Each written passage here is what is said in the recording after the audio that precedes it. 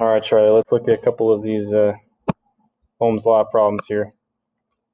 So we said we're doing number one. We got the current and the resistance. So the one formula I'm sticking to for now for Ohm's law is E equals IR. So the voltage equals the current times the resistance. So for all these ones, they give you those values pretty much spelled out right there. So I, which stands for the current, is 1/5 here. And then R is the resistance, so 1,000 ohms.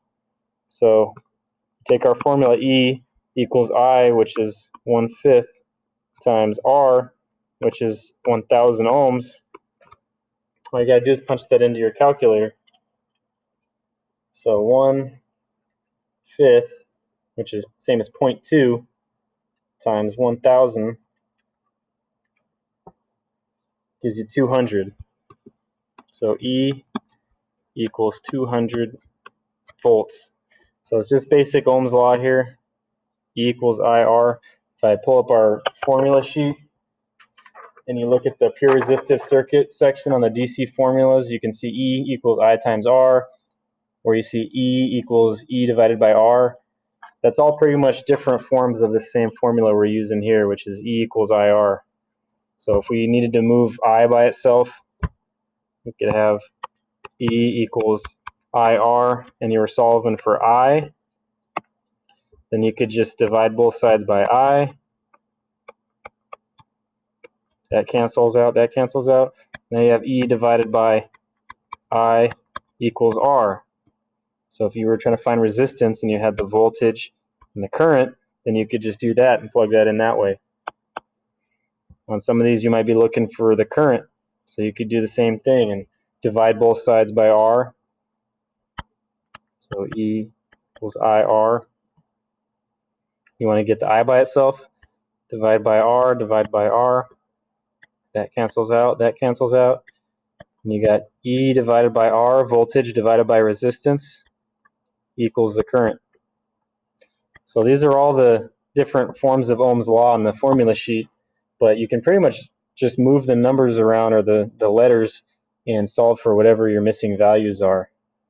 So no matter what it is, it's all pretty much the same part of the formula. So if it's easier for you to remember the circle method and cover up whichever one you need to cover up, or if it's easier for you to actually use the formulas, we're going to be using basic Ohm's law a lot, and it's going to actually accelerate pretty quickly from here.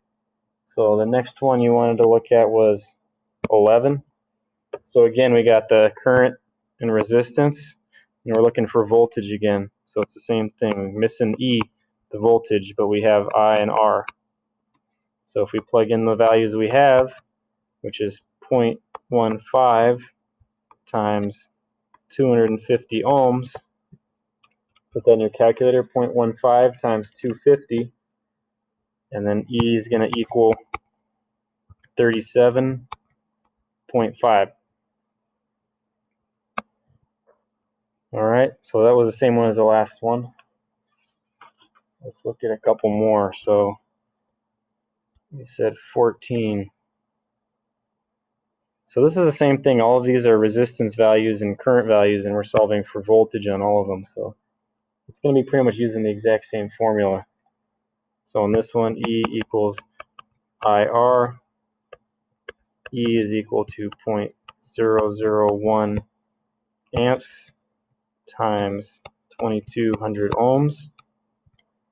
So 0.001 times 2200 is 2.2. So E equals 2.2 volts.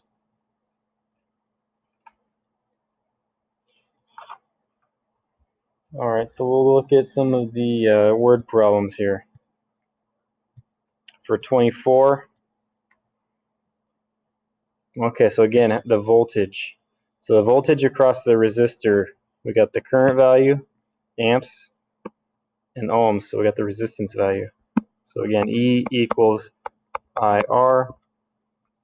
So E, I is going to be 0.00005 times 2,200,000.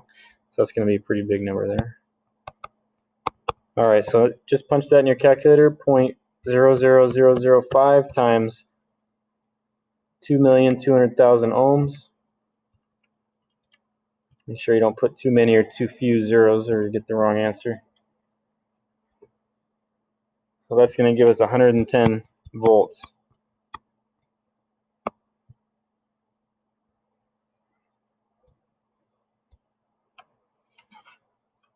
All right, 26. So this one's going to be the first one we have where we are given a voltage value, and we got to find the current. So 26. So we got the voltage here and the resistance. So I'll do this two ways just to kind of give you a little bit of practice solving it here. So we got E equals IR. We could move things around and try and isolate the current first, or I can plug the numbers in and do that after, which is what we'll do here. So E, we have 60 volts equals I, which we don't have, so we'll leave that as I, times 150 ohms. So we got to get the I by itself to solve for I, which is the current. So we'll go ahead and divide both sides by 150. So 150 cancels out on this side, because 150 divided by 150 is the same thing as 1, and anything times 1 is itself. We've got to do the same thing to both sides. So now we have 60 divided by 150 equals I.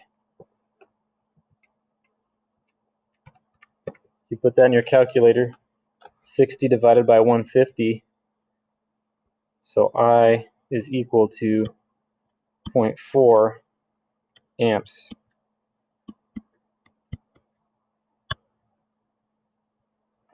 So let's go ahead and do it again. I'll do it this time with isolating the I by itself first.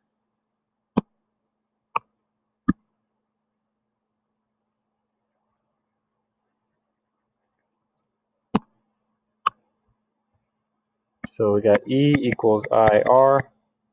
I want to get I by itself. So I'll go ahead and divide both sides by R. Those cancel out, and then I'll rewrite this as E divided by R equals I. Now that I already have that, I'll plug the numbers in after the fact this time. So E, which is 60, divided by R, which is 150, equals I, which is the same place we wound up last time. So 60 divided by 150 gives you 0.4 amps.